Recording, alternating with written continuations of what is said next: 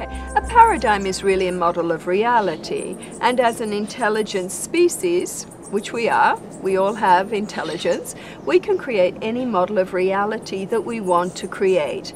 The question right now is the model of reality that you are creating, in other words, your set of belief systems, is your belief systems, is your paradigm, your model of reality beneficial for you? If it's beneficial for you, you'll be healthy, you'll be happy, your life will be filled with love, and your life will be filled with grace, and you will experience internal harmony and peace and external harmony and peace within your family and community. If you're not experiencing these things, then what we are asking people to do is to have the courage to change their paradigm or their model of reality. Similarly, is your personal model of reality benefiting human life wave, human evolution, or is it creating more separation? For example, many people have incredible spiritual models of reality or religious models of reality that say it's my way is the only way and we want to kill anybody else who doesn't believe this, or we want you to change.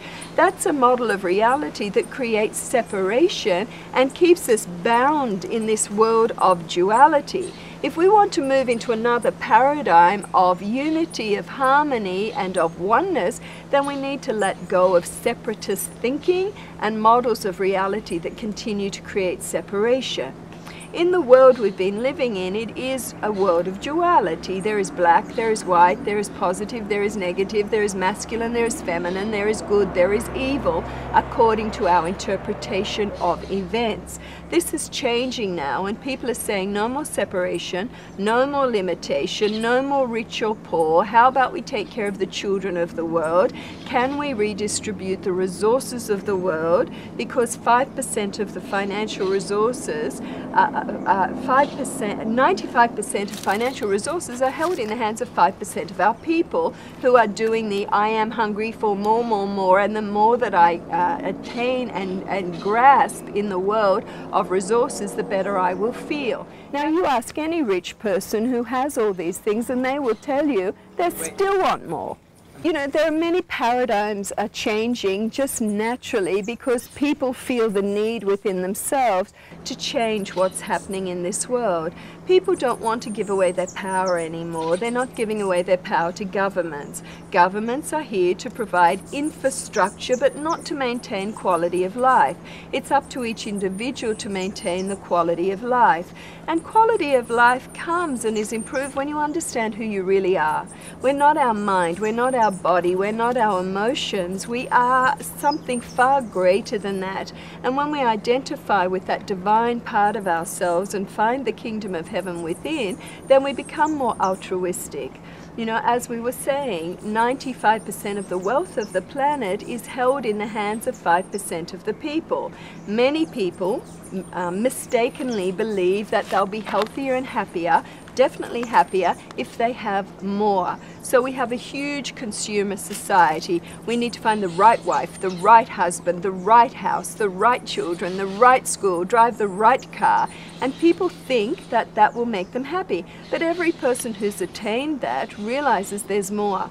No matter how much you attain on a consumer level, there'll be always a little inner voice that says there's more, there's more, there's more, because that inner voice is your divine voice who wants you to identify with a greater, more purer, more perfect part of yourself, and not your external personality or mind or ego self. People are unhappy because they spend too much time identifying with their external nature, whereas the Indian yogis say, put your senses inside. Jesus said, kingdom of heaven is within you. So as you go inside and you start to identify with that pure and perfect soul nature, your higher self, your divine essence, then you find real food, then you find real health, then you find real happiness. And the beauty is that people are doing it all around the world, whether they're Buddhist or they're Jews or they're Mohammed people or they're Krishna people or Christians, whatever. People are starting to find this source of infinite knowledge and wisdom and love within themselves that is just now bubbling through their being and into the surface and out into the world, so that their very presence is changing the world. You know, yes, we have radicals. Yes, we have people who want to change everyone else and don't realize that external change comes from internal change. But yet many more people are already feeling this and understanding this and having amazing experiences because they've asked, who am I really? Show me the truth of the teachings of the holy ones. Let me experience the truth of the teachings of all the magical messengers who've been before, beyond religion. Because remember, religion is just an interpretation of the messages of the holy ones that have gone before. You know, is the return of the Christ, the second coming, is it really about the revelation of the Christed one within? And if it is, how do I experience that? So a lot of people are asking interesting questions that are creating a huge paradigm shift or a huge shift in belief systems right across the world. For example, 70% of Americans, when recently surveyed, said that they'd had an experience that they consider spiritual. But church attendance is down. Less people are involved with religion, but more people are having what they call divine or spiritual experiences, because these sorts of experiences come to us when we're open, when we're pure of heart, and when we are sincerely seeking for something, an answer that is beneficial not just for us, but for human evolution. And so we're divinely supported by this, you know, just through the intelligent quantum field. So we're even experiencing now emerging marriage of metaphysics and science, which is lovely to see. You know, all the things we've been dreaming about as meditators and metaphysicians are now being scientifically proven. Mm-hmm.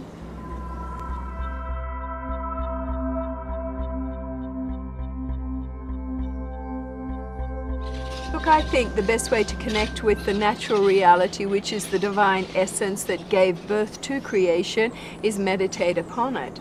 You know, sit in silence, shut up, and ask to experience the true essence of your own beingness. Now, when you really merge and come into a state of divine marriage with the true essence of your own beingness, which is the same in all of us, whether we're Christian or Jew or Muslim, it doesn't matter, that same essence is there. Even if you're a doctor or a science or an atheist, it doesn't matter, the same essence is there. So when we really seek to be in that energy pool, when we seek to be in that state of consciousness at one with the essence that is giving us life, then time and everything else becomes completely irrelevant, because you become tuned to the heart of Gaia, you become tuned to the heart of the cosmos, the divine heartbeat, you come into a way of being in absolute harmony with all creation, you know?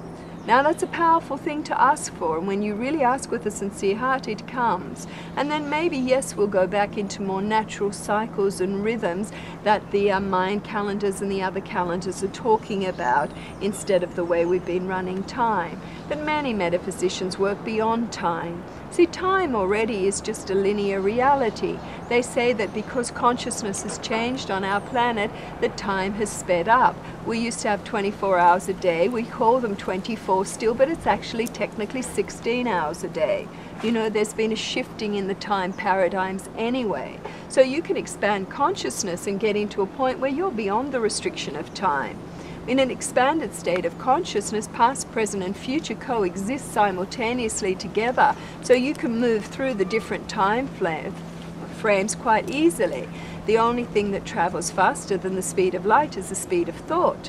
And we are not confined to this physical body. We have just one little drop of a vast supreme consciousness that is housed in this physical body. So we have the freedom to travel interdimensionally, intergalactically, to move beyond time, to be in and out of our body at will. There is no limitation to a human being except that which they believe there is. And that's what you discover when you meditate and work as a metaphysician. Now remember, a metaphysician, it's just somebody who studies the science of life. You know, what is the true science of life? What laws govern creation? What about universal laws? We have the laws of science, but we have the laws of the universe as well.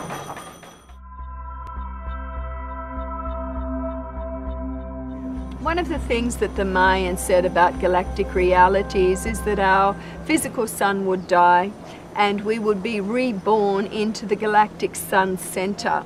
Okay, what they're just talking about is not actually a collapse of our physical sun, but a shift in consciousness where we become aware of another source of energy that is feeding us. The physical sun can be seen as a chakra or a grid point through which energy passes. And some say it's the energy of pure Christed consciousness, and Christed just means love. That's all it means. It's nothing to do with Jesus, it's just love. A real Christed energy is a pure, pure love energy. So some people believe that channeling through the sun, our physical sun, is the energy to give us life. Obviously it does. It gives birth to all nature and gives birth to the human system. Without it, we couldn't exist in this world.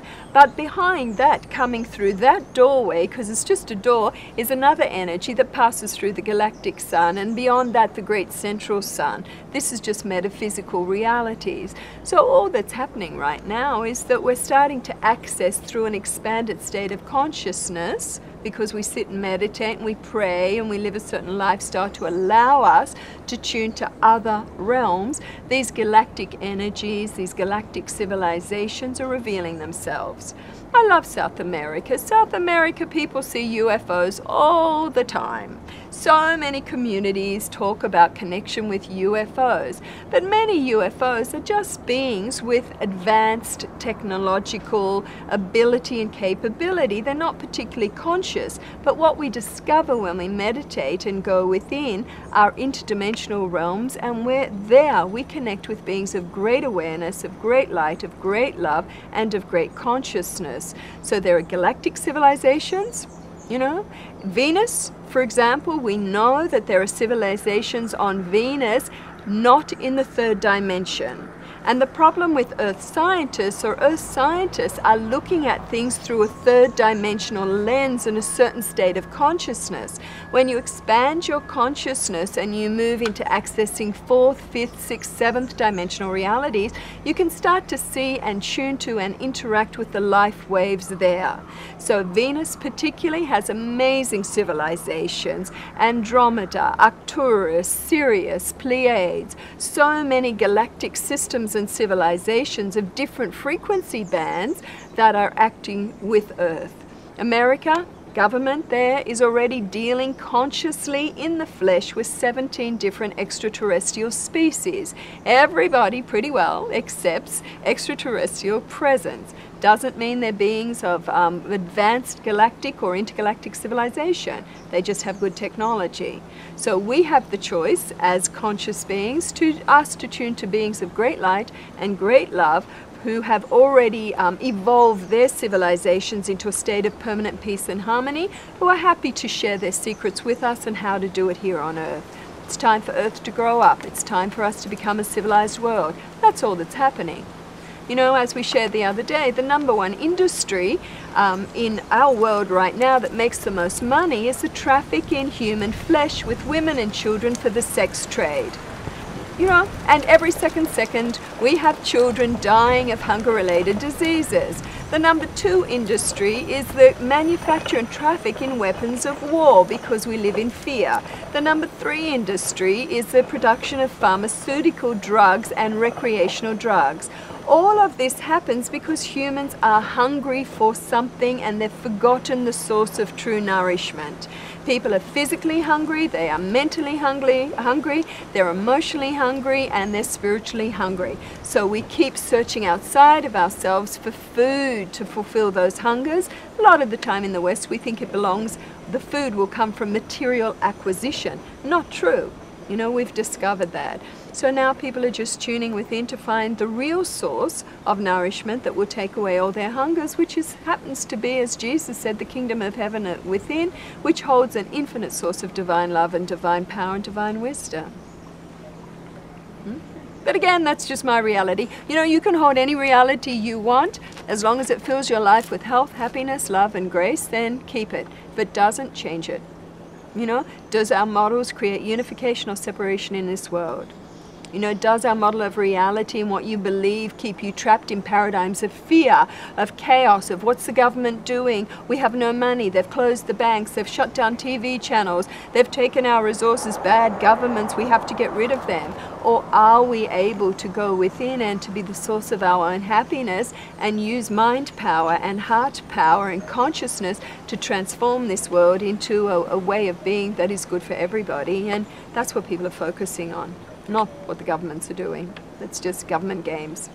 So as you can see, I'm an ambassador of peace. You know, that's our paradigm. We're very political. We're here to encourage people to exist in a different way that creates unity and peace now. And to take care of our children. It's ridiculous that our three main industries are creating so much separation and violence and war. You know, it's time to change that. The #1 industry in our world should be feed our children. The #1 industry in our world should be educate our children holistically so we create a planet we can be proud of, where we unify, where we honor the diversity of cultures, where we respect each other, where we take the common things and share from that, where we make sure that everybody has love and health and wealth and passion and purpose and good relationships with family and friends, because that's what we want in essence anyway. You know? It's time. Take care of the children.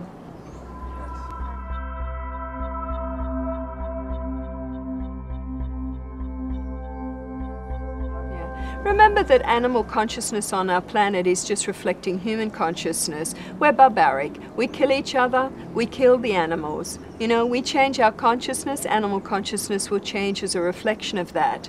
Remember, the Bible said that there will come a time where the lion will lay down with the lamb. What does that mean? It just means that everyone will be nourished in a different way. We won't need to kill. One of the paradigms that we're promoting at the Embassy of Peace is just stop engaging in the killing of life. Make the choice. Choose to spend not $1 on weapons of war. Choose to spend not $1 on the slaughter of animals. We don't need to kill animals to survive. We can be a vegetarian planet. It takes 20 times the world's resources to put meat on the table compared to putting grain and vegetables.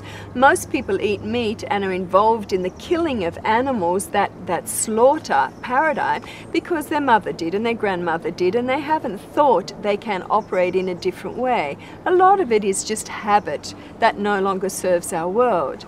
Right now, we can easily support 11 billion people on our planet. We have the resources to feed 11 billion people if we become a vegetarian planet. Okay? So that's nearly double our current population, and people are concerned about more people coming to the world or there being more people here. It's not a problem of lack of resources, it's about how do we use the current resources. And one of the resources we have been not educated into understanding yet, which is what we're doing, is the resource of the divine force within. When it rises within us, when it really radiates through us, when we meditate on it, when we invite it to flow through us and reveal all its gifts, it gives us the ability to live on its nourishment source from mana, from prana, from chi, from cosmic particles, from the universal life force, and then we don't have to take any resources from nature at all.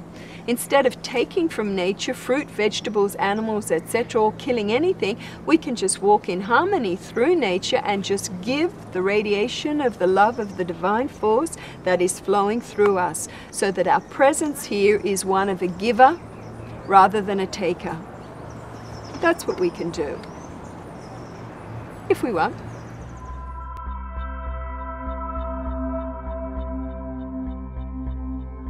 And I think the children are quite pure and perfect already. I think it's the adults that need to wake up, okay? And for the adults, I would share to them, just ask to experience, really experience who you truly are on the deepest levels of your being, beyond your mind, beyond your personality, beyond your emotional body, beyond your physical body. Ask to experience the kingdom of heaven within you. Ask to experience the very force of creation that loves you enough to give you life in this realm and all the other realms. Because Socrates said, man, know thyself. And when you truly know who you are on all levels of your being, you naturally become compassionate. You naturally become altruistic. You naturally become wise. You naturally become living. And you naturally take care of others. Children need our support. They need our understanding. Especially the new children coming through. Many of the new children coming through, they're being fed physically in different ways. They're telepathic. They're already tuning into completely different channels than what we tune into. And all they need is our love and support and understanding. But we can't treat them in the way they need to be treated until we understand who we really are.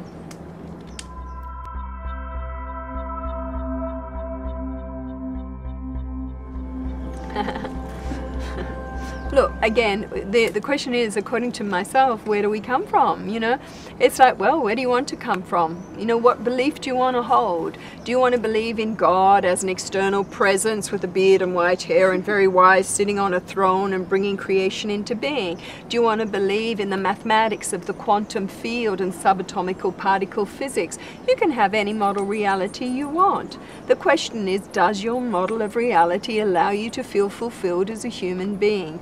Does it create unification in the world or separation? You know, for me, I know I come from a source of infinite love and wisdom.